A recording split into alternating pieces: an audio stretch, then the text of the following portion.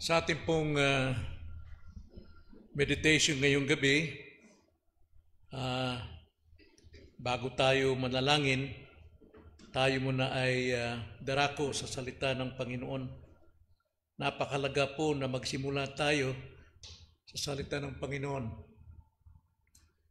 May isang architect na bagong graduate at isang karpentero na sabay gumawa o magtatayo ng bahay. Sa palagay niyo, sino ang makakagawa ng tama at matibay na bahay? Yung graduate na architect o yung karpentero? Karpentero. Bakit po? Natural. Siya ay may karanasan ng gumagawa ng bahay. Ang architect, bagamat napakatalino niya, mataas ang pinag-aralan, pero hindi tayo makatitiyak na siya makagawa ng tamang bahay, bagamat lahat ng plano nasa kanya. Ganito din sa pagtatayo ng buhay Kristiyano. Hindi nababatay sa katalinuhan, hindi nababatay sa pinag-aralan o walang pinag-aralan, kundi nababatay sa pagsasagawa ng lahat ng kanyang mga natutunan. Ganyan ang buhay Kristiyano. So ang salita ng Diyos ay nagtuturo sa atin kung paano natin itatayo ang ating mga buhay Kristiyano. So buksan natin ang ating mga banal na kasulatan, Matthew chapter 7 verse 21, at babasahin natin hanggang verse 27. Ganito ang pagkakasabi. Matthew 7:21. Hindi lahat na nagsasabi sa akin, Panginoon, Panginoon, ay papasok sa kaharian ng langit, kundi ang gumaganap ng kalooban ng aking Ama na nasa langit. Sa araw na yon ay marami ang magsasabi sa akin, Panginoon, Panginoon, hindi ba nagpropesya kami sa iyong pangalan at nagpalayas ng mga demonyo sa iyong pangalan? At sa iyong pangalan ay gumawa kami ng maraming gawang makapangyarihan? At kung magkagayoy, ay ipapahayag ko sa kanila, hindi ko kayo kilala kailanman. Lumayo kayo sa akin, kayong mga gumagawa ng kasamaan. Kaya't ang bawat nakikinig sa mga salita kong ito at ginaganap ang mga ito ay matutulad sa isang matalinong tao na nagtayo ng kanyang bahay sa ibabaw ng bato. Bumagsak ang ulan at dumating ang baha, humihip ang mga hangin at hinampas ang bahay na iyon. Ngunit hindi ito o iyon bumagsak sapagkat itinayo sa ibabaw ng bato. Ang bawat nakikinig sa mga salita kong ito at hindi ginaganap, ang mga ito ay matutulad sa isang taong hangal na nagtayo ng kanyang bahay sa buhanginan. Bumagsak ang ulan at dumating ang baha, humihip ang mga hangin at hinampas ang bahay na yon at yon ay bumagsak. Napakalakas nga ng kanyang pagbagsak. Ito ang salita ng Panginoon. Ito po ay may kaugnayan sa ating pong pamumuhay, pagtayo ng ating pong buhay Kristiyano. At tayo po ay nasa salita ng Panginoon. Tayo manalangin.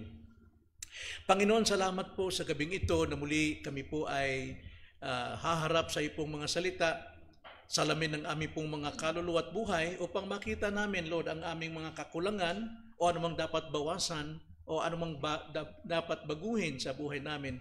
Hayaan niyo po ang salita ninyo ang magbigay sa amin at magturo sa amin kung paano man namin pag-ibayuhin pa ang aming buhay Kristiyano habang kami naririto pa sa mundo. Ito ang aming dalangin sa pangalan ng Panginoong Hesus. Amen. So dito sinasabi rito ng ating Panginoon na hindi lahat ng tumatawag, Panginoon, Panginoon, ay pagbubuksan ng langit. Yaon lamang gumagawa sa kalooban ng ating Ama.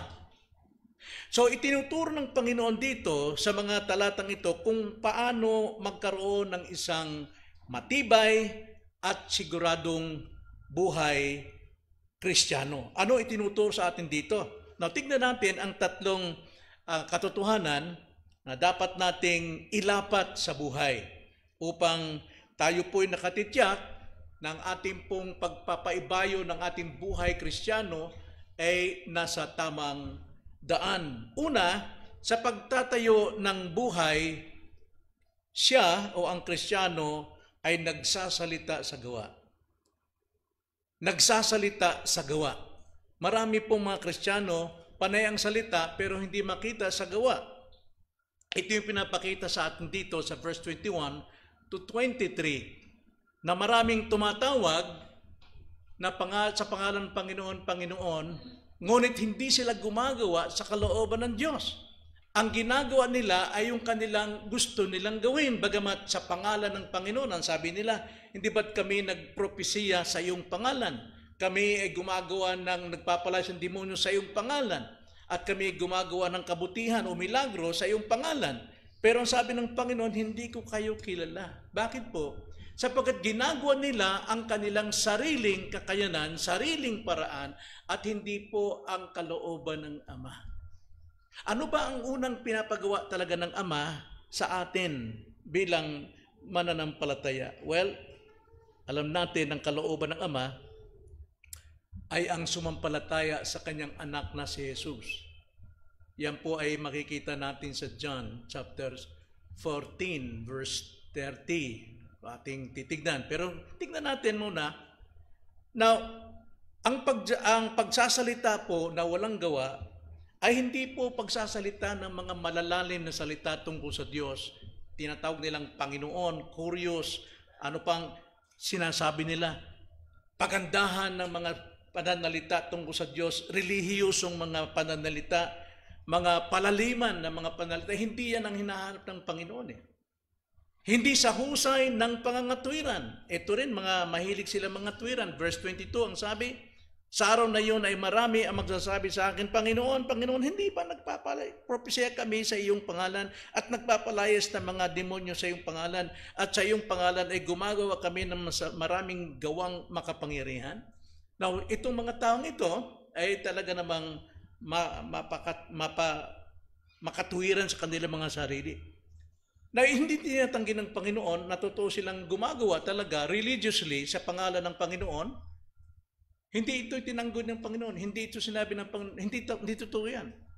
Nakita niyang ginagawa talaga ng mga taong ito, pero hindi sila kilala ng Panginoon. Hindi sila kilala ng ating Panginoon.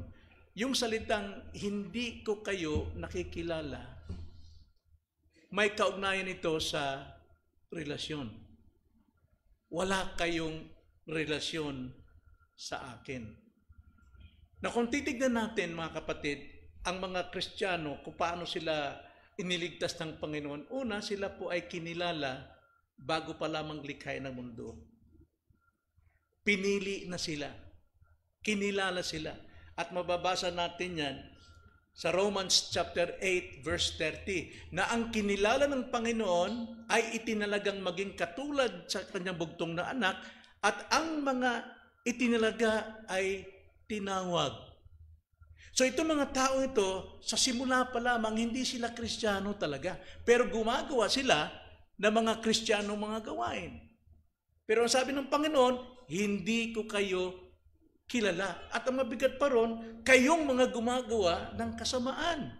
So hindi lamang sila Kristiyano, kundi sila po ay gumagawa ng kasamaan. Ganda ng ginagawa nila, pero kasamaan ang tawag ng Panginoon doon. So sa makatwid, hindi sila kilala ng Panginoon. Na dapat din i-check natin sa ating mga sarili at sa mga kamag-anak natin na kung talagang kilala ba talaga nilang Panginoon. Sapagkat ang sino mang nakakilala kay Kristo, ang sino mang na kay Kristo, sabi nga sa 2 Corinthians chapter 5 verse 17, siya isang bagong nilalang. Siya isang bagong nilalang. Ibig sabihin, siya namumuhay sa spiritual, relasyon sa Panginoon. At itong mga taong ito, puro salita, walang gawa, dahil sila'y makalaman. Marami silang ginagawa sa kanilang mga quote-unquote Christian life, pero hindi ayon sa gawang inihanda ng Diyos sa lahat ng mananampalataya. Alam naman natin, kapag tayo po ay na-born again, tayo po yung masterpiece ng Panginoon. No? Ng kalarawan ni Kristo, at siya rin ang gumawa ng good works para sa atin na siyang dapat nating lakaran. Mayroon pong itinakda ang Diyos. Pero itong mga taong ito, sila ay gumagawa sa kanilang sarili. Sila ay patay sa espiritual. Hindi sila totoong Kristiyano. Sa makatwid, ang lahat ng ginagawa nila, hindi po espiritual, kundi makalaman. Tanda natin, maraming Kristiyano na gumagawa ng mga bagay tungkol kay Kristo, pero makalaman. Hindi espiritual. Romans 8:5 hanggang 8, ganito ang pagkakasabi. Sapagkat ang mga ayon sa laman, hindi Kristiyano, ay nagtutuon sa kanilang isipan sa mga bagay ng laman. Gumagawa sila ng mga gawain ng Kristiyano, pero ayon sa kanilang laman. Hindi ayon sa kanilang spiritual relation sa Panginoon. Verse 6, sapagkat ang kaisipan ng laman ay kamatayan. Verse 7, sapagkat ang kaisipan ng laman ay pagkapuot laban sa Diyos. Kaya pala sabi ng Panginoon kayong gumagawa ng masama. Kaya tiyakin talaga na isang Kristiyano, nagsabing Kristiyano, kung Christian talaga siya, dapat niyang tiyakin. Sapagkat maaari siya magsalita ng mga gandang salita, pero wala sa totoong gawa. At ang sabi pa, sapagkat hindi ito nagpapasakop sa kautusan ng Diyos, ni hindi nga maaari. Ang sabi sa verse 7, Romans 8:7. At sa 8, at ang mga nasa laman ay hindi makapagbibigay lugod sa Diyos. So, gaano man ka relihiyoso yung ginagawa mo, pero kung wala kang relasyon kay Kristo, walang kwenta yun. Hindi makapagbibigay lugod sa ating Diyos. Napakasakit, ano? Isa pong talata at nitignan 1 Corinthians 2:14 na ang mga taong nasa laman, kahangalan para sa kanila ang spiritual. Ayaw nilang unahin yung magkaroon sila ng totoong relasyon o kilala sila ng Panginoon. Din ikalawa, kung ito'y nasa atin, nasa tamang track tayo mga kapatid, na tayo mga totoong Kristiyano, talagang palago yung pamumuhay nating Kristiyano.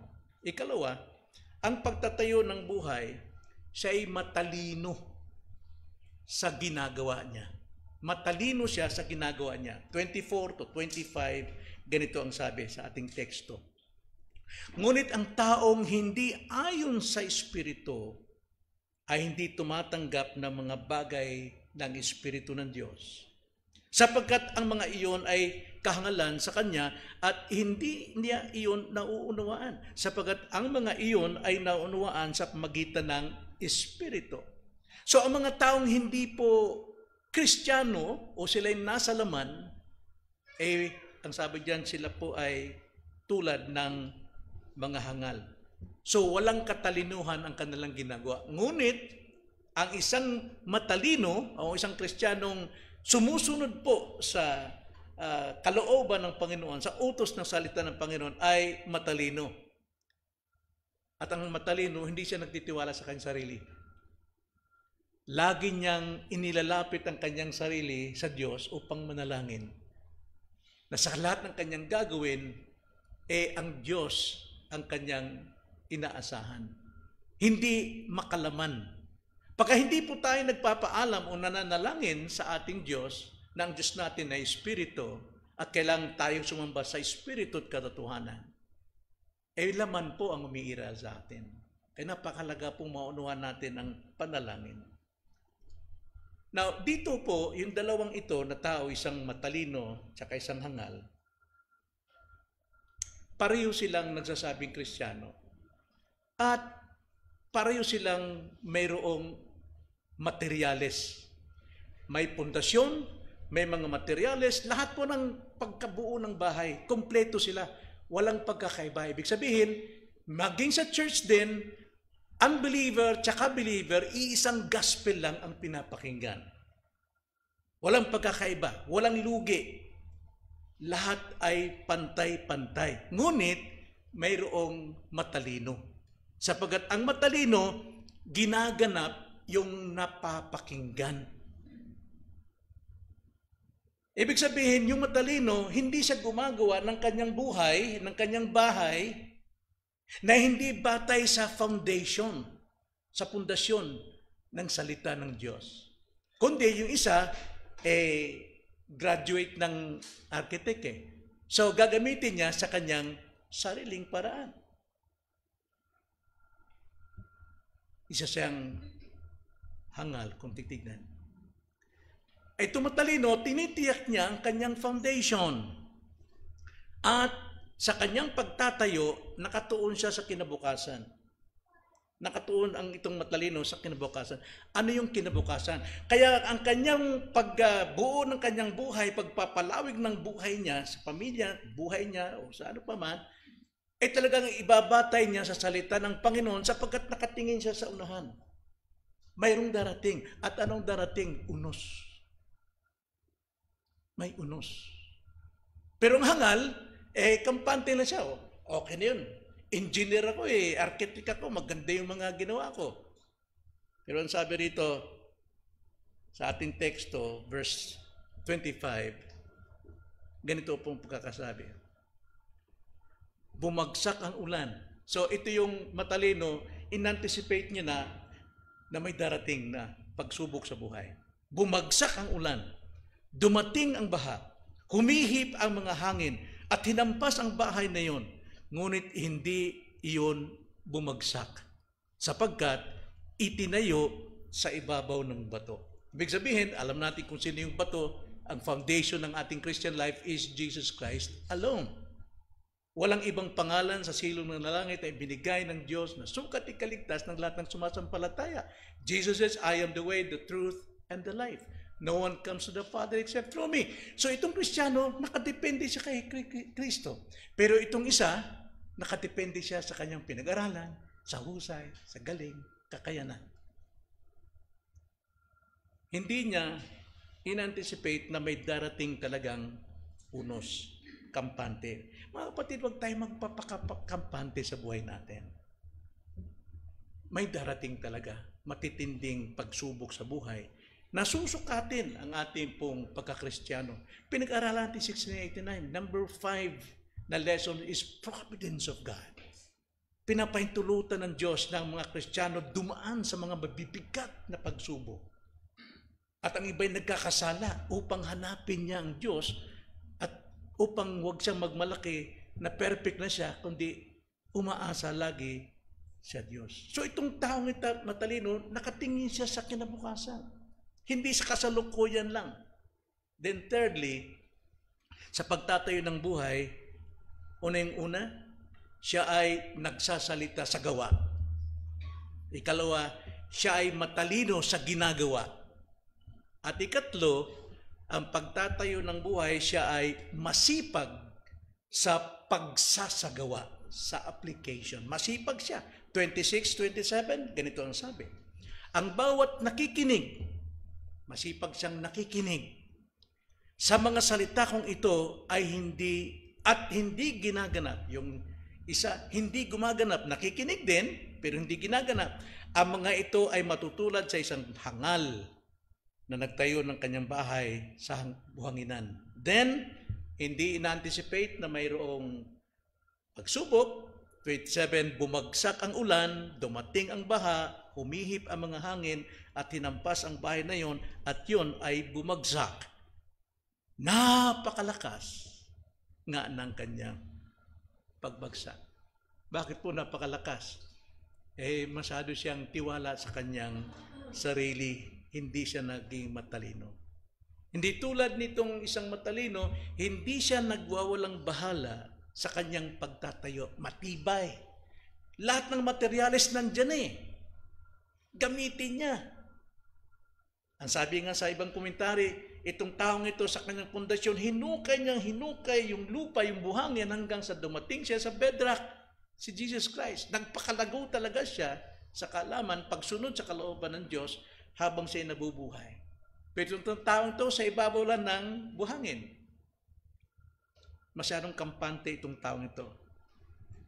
Hindi siya nagpapalaga sa kanyang foundation. Mga kapatid, gaya nga natin laging narinig, ang ating kaalaman noon, kaiba sa ngayon. Hindi tayo pwede magtiwala sa kaalaman natin noon, kundi magtiwala tayo sa darating pang kaalaman ngayon. Marami pa tayong dapat matutunan. Alam natin, may unos. Subalit huwag tayo magtiwala sa ating sarili. So ang pagdurusa nitong hangal ay bunga ng kanyang kapabayaan. Bunga ng kanyang kapabayaan. Narito tayo sa salita ng Panginoon palagi. Lagi tayong pinaalalahanan. Napakarami mga pagtuturo. Dapat lang pakinggan paano natin ito isagawa. Paano natin ganapin. Hindi pakinggan at matuwa lang sa mga mensahe, kundi paano natin ito isagawa. Ang tagapagtayo sa bagong buhay, tayo. Tayo na kay Kristo. At hindi tayo puro salita lang, kundi nakikita sa mga gawa. Ito'y simpleng pagtitiwala sa ating natutunan. Marami tayong bagay na mapalaya tayo sa ating mga kamalian. So sa pagsunod natin sa tapat na turo ng Panginoon, hindi sa ating mga sariling paraan. Minsan mas maganda yung paraan natin eh. Pero ang paraan ng Panginoon ay sumunod sa Kanya. Trust and obey. For there is no other way.